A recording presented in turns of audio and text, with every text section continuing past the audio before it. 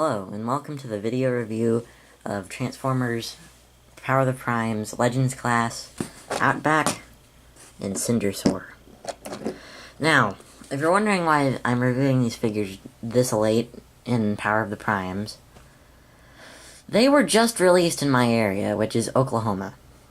Oklahoma seems to have a problem with Hasbro releasing its figures here a lot later than everywhere else. I don't know if this is just the stores not putting them on the shelves until really late, or if the stores aren't receiving shipments.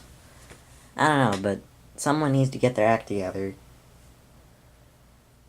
Anyway, I just picked these figures up today at my local Walmart, and they're pretty nice. I'm glad I was able to find them both. A scalper had actually hidden them behind, what was it?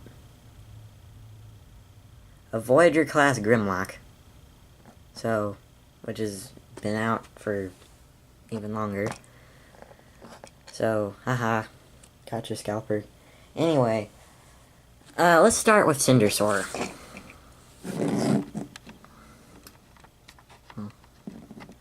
Cindersaur, is a retool and redeco of Dinobot Slash. Just minor paint differences and head sculpt differences. I really honestly like the paint scheme of this figure a lot more than I like Slash. But that's just me, because I like weird colored things. Articulation. Put a ball joint at the shoulder, swivel at the upper arm, swivel at the lower arm, no hand articulation. Ball joint at the hip, swivel, well, not really swivel, but hinge at the knee, and due to the transformation, it does involve a little bit of foot articulation. Head moves side to side, no torso articulation. Alright, let's transform this figure into its dinosaur mode, or I guess that's what you would call it.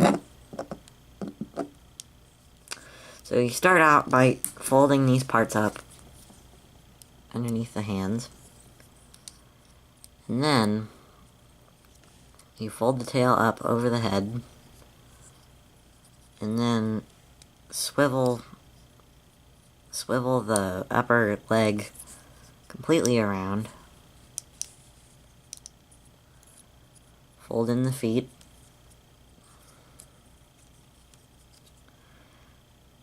Line this up.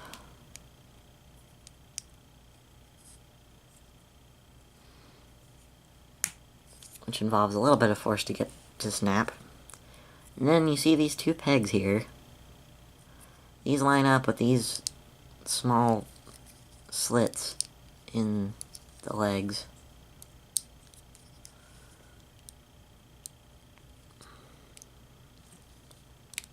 There we go. And then fold out the head of the dinosaur. Fold down the panel, I guess you could call that. Adjust the legs into whatever pose you'd like them to be in.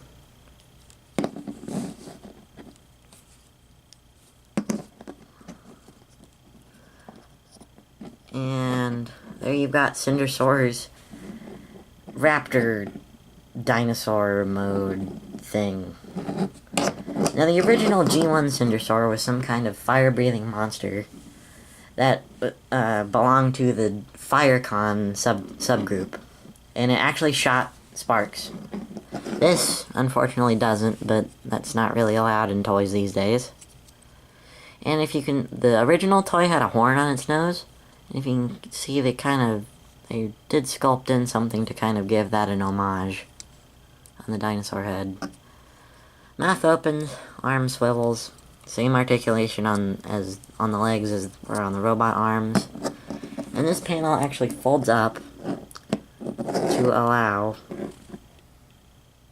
a Titan Master or Prime Master to sit in it.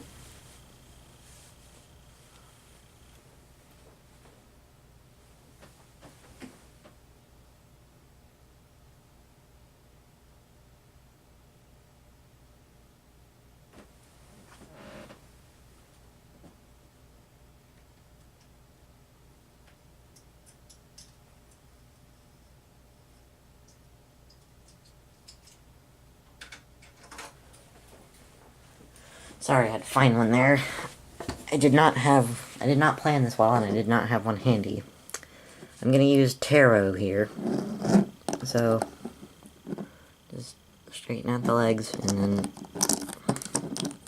kind of finagle it in there. And yes, I just said finagle. Please don't sue me.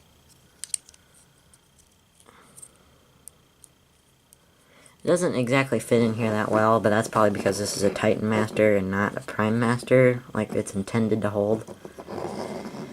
But, I like this figure. Anyway, I do really like this figure. I kind of wish they would have actually given it like a horn that folded out, just to kind of give it that extra G1 feel. But this is a nice figure overall. And now let's take a look at his wave mate, Outback. Outback is a retool and redeco of Transformers, was it Titan's Return, Legends Class Brawl.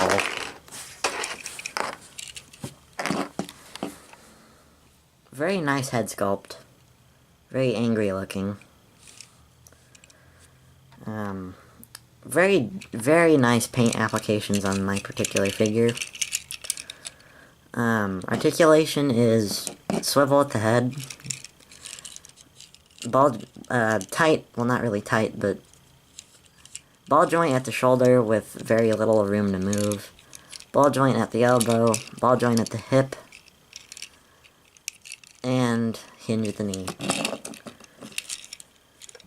This figure, it does come with a weapon, I guess you could call it. It's more of a shield that you can either mount on the forearm, have him hold,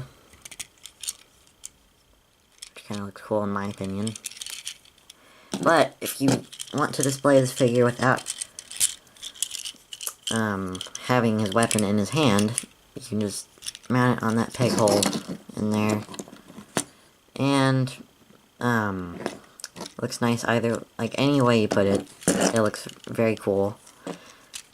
And let's transform the figure. So, first you swivel the head around to cover the face. Then, rotate the forearms inward. Kind of move them out of the way. Then you fold up these heels.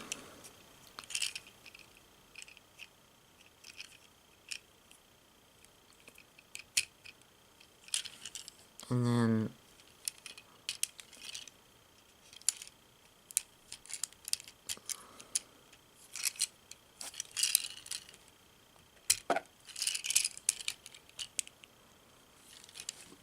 make sure there's a peg and a peg hole right there that are pretty difficult to line up and get the legs into. And then you just fold the arms up and lock them into place. And then, one thing I particularly like about the figure, if you lose this, this is molded to where it looks good either way. And then you can, there's very small peg holes right here, where you just line up these small pegs and snap them in. Which I prefer how this version looks. Very nice little all-terrain vehicle, kind of based off of Outback's G1 figure. And then, he can also hold a Titan Master, or a Prime Master. Just open up the canopy, and retrieve your Titan Master of choice. Once again, minus tarot. And then, just slide him in, and close it out. Now, out of the pair, I like this figure a lot more. just because of it's a little bit more coherent, and just something we haven't really gotten out of this line yet is this kind of all-terrain vehicle. The only figure we've gotten similar to this is crap, what's his name? Beachcomber. We've only gotten a Beachcomber and an Outback. But overall, I think these two figures were worth the wait for me. And I guess I'll catch you guys next time. So, see ya. See ya. That didn't. Bye.